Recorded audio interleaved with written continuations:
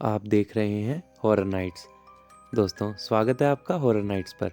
यदि आप हमारे चैनल पर नए हैं और आपको हॉरर स्टोरी सुनना पसंद है तो इस चैनल को सब्सक्राइब कर लें ताकि हमारी आने वाली सभी कहानियों का अपडेट आपको समय से मिलता रहे।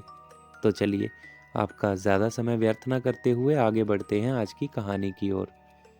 हेलो दोस्तों, मेरा नाम सागर है और मैं यूपी के एक छोटे से गांव का रहने वाला हूं। ये बात आज से 8 साल पुरानी है, जब मैं कॉलेज में पढ़ता था।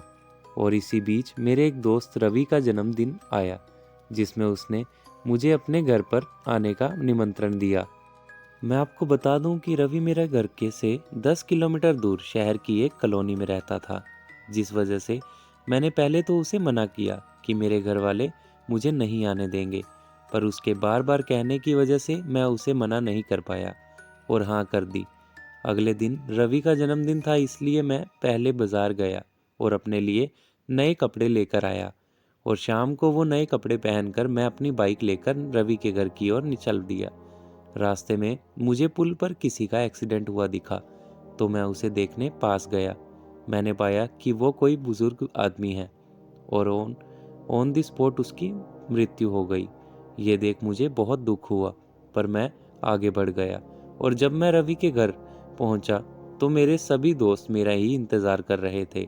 और जब मैं वहां पहुंचा तो सबने उसका केक कट करवाया और फिर हम सब ने भोजपुरी गाने लगाकर खूब इंजॉय करा, नाचे गाए। और तभी रवि हम सब के लिए पीने का प्रबंध करने लग गया और दारू लेकर आया।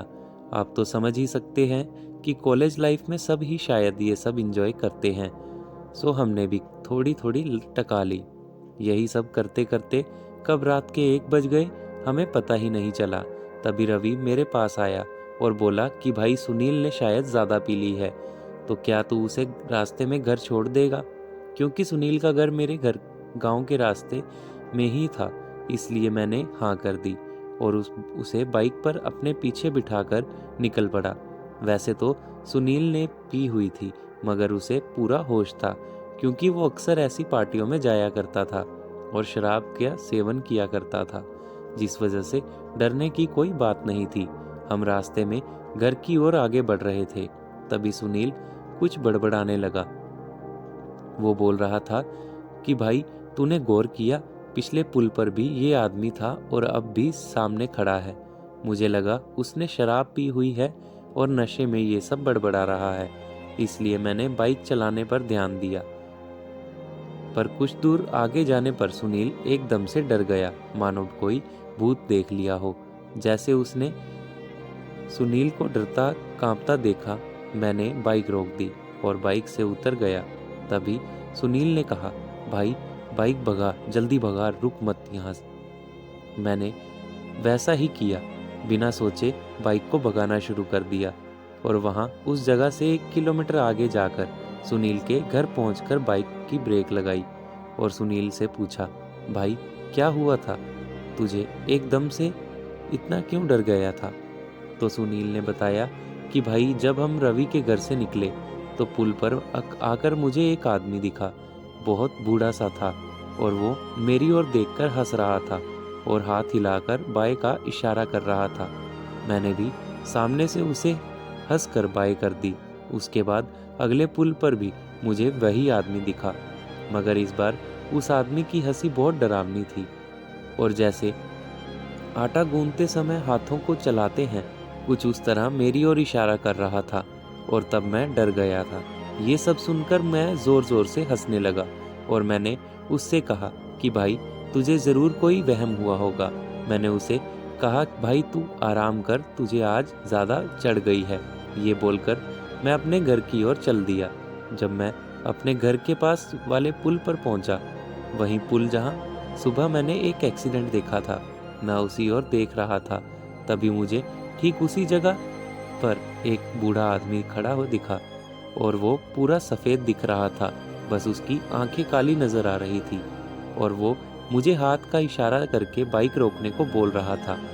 मुझे लगा कि इतनी रात को बेचारा बूढ़ा आदमी कैसे घर जाएगा, ये सोचकर मैंने बाइक जाकर उसके सामने रोक दी। मैंने पूछा, दादा आप इतनी रात को यहाँ क्या कर रहे हो? पर उन्होंने कोई जवाब नहीं दिया। मैंने फिर से पूछा, अरे दादाजी, आपका घर कहाँ है?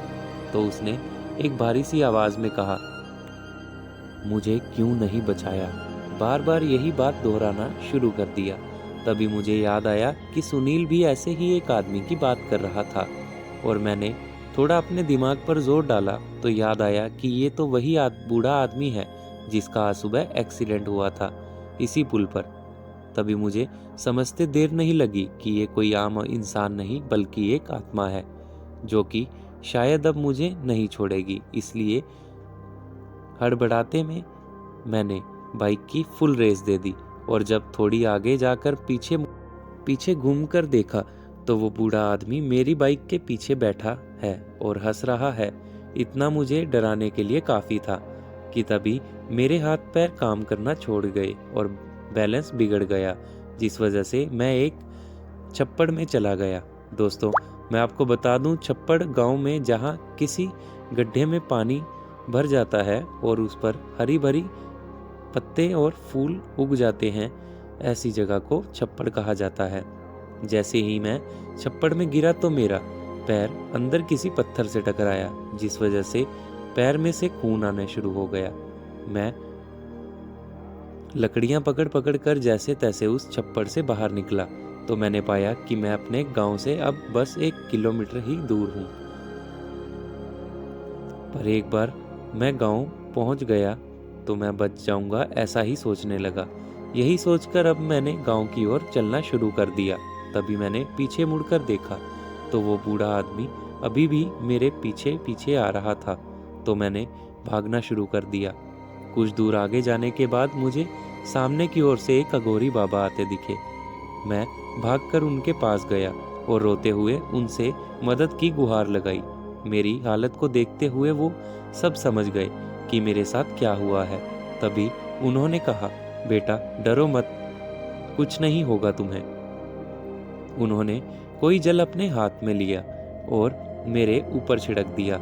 वो जल जब उन्होंने मेरे ऊपर छिड़का तो एकदम से मेरे पूरे शरीर पर मुझे जलन सी होने लगी और उसके 2 मिनट बाद वो ठीक भी हो गई।